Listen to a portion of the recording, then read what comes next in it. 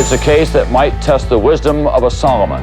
When she was born, she just looked so much like my daughter. And to just give her away for $10,000, I couldn't do it. And nobody seems to be concerned about fathers' rights.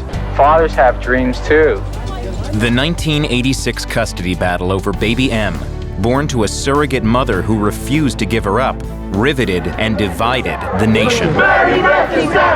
Even though custody went to the father, I'm so happy.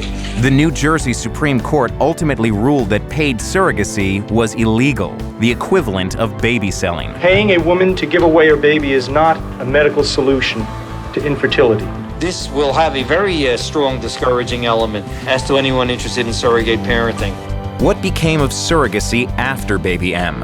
And with reproductive technology speeding ahead, what happened to the moral and legal debate?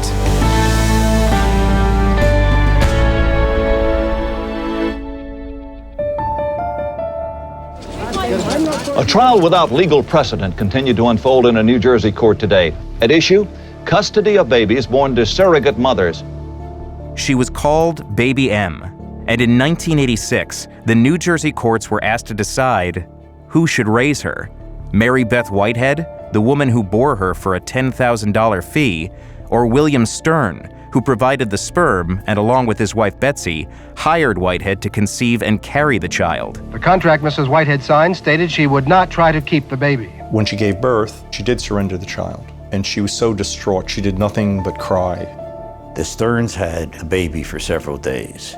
Then Mrs. Whitehead came back, very upset, and said she needed to have the child for a few days back in her house again, and then she would bring the baby back to the Sterns. But when she didn't come back, the Sterns got a court to order Whitehead and her husband to return the baby. Police officers showed up at her home, and there was some confusion, and she did what I think any woman would do, any mother who loved their child. While the police were there, she passes the baby out the window to him. They both escape and flee to Florida. Whitehead had been hiding in Florida for 87 days when police found her at her mother's house and took the infant away. Desperate to keep the baby, Whitehead turned to the media. He stole my baby and they let them get away with it. She had many a press conference talking about surrogacy and her child, and this was her child, and they were taking her child away from her. And it started to capture the press and the public. It was the first contested surrogacy case in United States history. Courts had never seen it, the media had never seen it, the public had never seen it. Throughout the trial, the public was fascinated with the story and the issues it raised, from income disparity. The father, Stern, a biochemist married to a pediatrician, pitted against the mother, Whitehead, a high school dropout married to a garbage collector, to potential exploitation of women. We don't want to see surrogate mothering being sort of a cottage industry for the poor women of America. Ultimately, the case raised questions about how modern families are made. 1 out of 7 married couples in the United States cannot have children because they are infertile. And adoption is no longer a viable process in this country. There's nothing in the best interests of any of these children that they be separated from their natural mothers.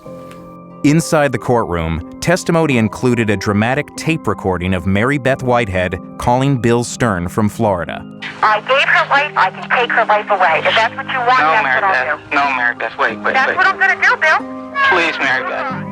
Lawyers for the Sterns introduced the tape, saying they show Mrs. Whitehead is too unstable to win custody. Her lawyers said they only show how much she cared. Good evening. Baby M goes to her father. In the end, the judge gave custody to the Sterns and ruled for the first time that a surrogacy contract could be enforced. I'm on my way to the appellate division right now. But on appeal, the New Jersey Supreme Court disagreed. They had not much of a problem about the issue of custody. But the question is, what do we do about surrogacy? But let's assume that the surrogacy agreement is declared void. The court found the exchange of money for a child illegal, perhaps criminal, and potentially degrading to women. To my shock, 7-0. It was voted not enforceable. They said, we're not going to allow this to happen in this state.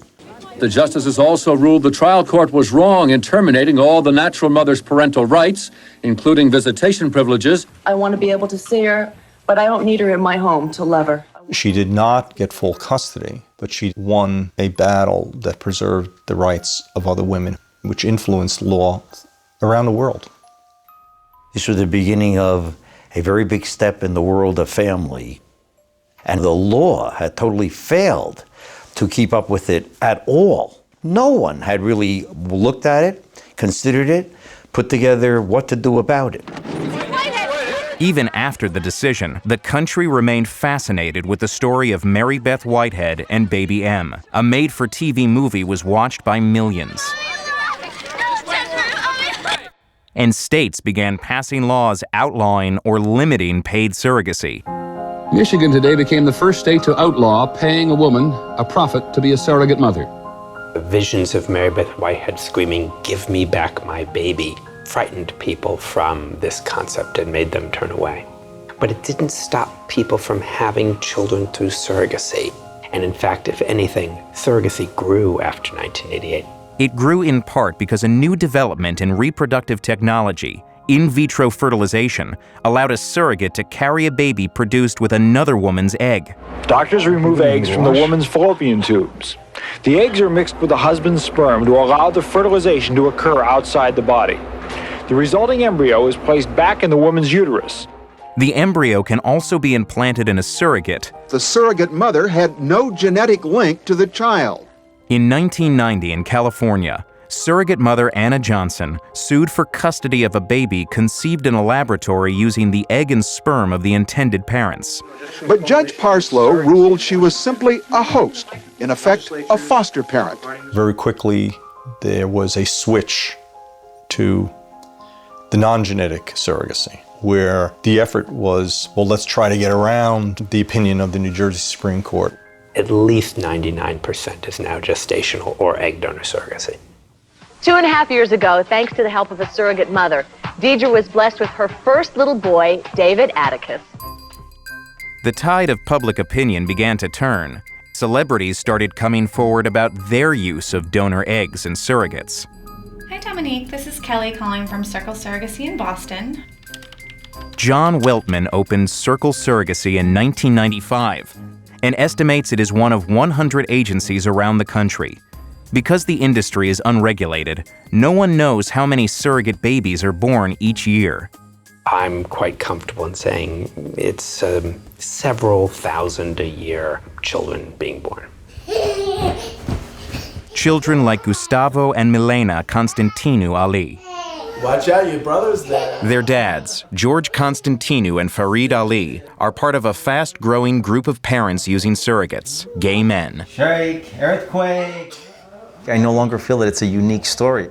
I'm a father now, facing the same challenges as any other parent, gay or straight. No, Daddy. No, Daddy?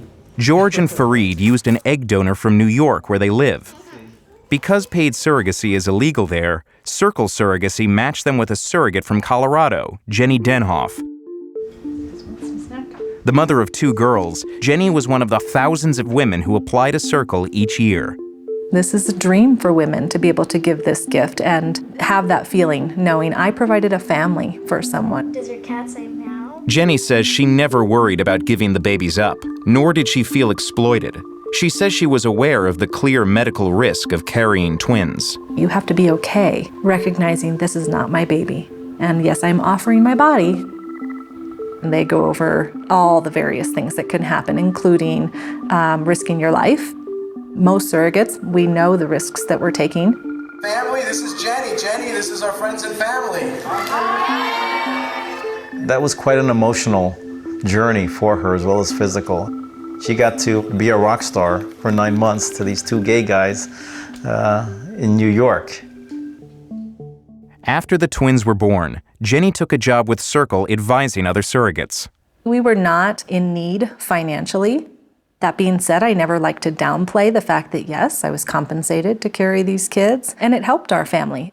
Her fee, around $30,000, was just a small part of the entire cost. The surrogate, the egg donation, the fertility clinics, the surrogate agency, the trips back and forth, I'd say at least $120,000. Because it's so expensive, some intended parents try to find surrogates themselves online. Others turn to clinics in India, where there are many poor women willing to bear children for money. Dr. Gua's clinic is caring for more than 140 pregnant surrogates. In fact, hopeful parents can choose from an increasingly global marketplace. We want to tell you about a profitable new business some are calling reproductive tourism. But it's not just Americans going overseas. After the Baby M case, surrogacy was outlawed in much of the world, making the United States a popular destination. Like a growing number of Chinese families, they turn to an American woman to carry their child. Even as it grows, the surrogacy business in this country remains largely unregulated. Unscrupulous operators have made off with clients' money and created surrogate babies just for sale. I think it is the Wild West in surrogacy because there's no required license. You don't have to be a lawyer, you don't have to be a social worker or psychologist. People are entering this, some of whom are very honorable and some of whom are not so honorable.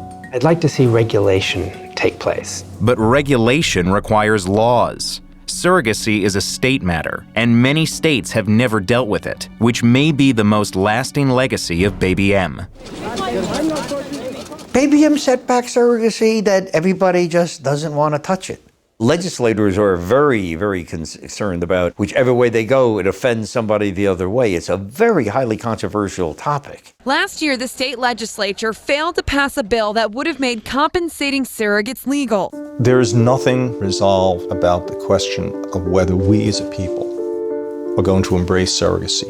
Since Baby M, several states banned paid surrogacy.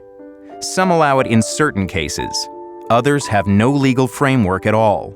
In part under pressure from gay men, a few have begun considering new legislation. What comes next after one gets married? Kids. So that's the logical next step. There needs to be, surrogacy equality in all states.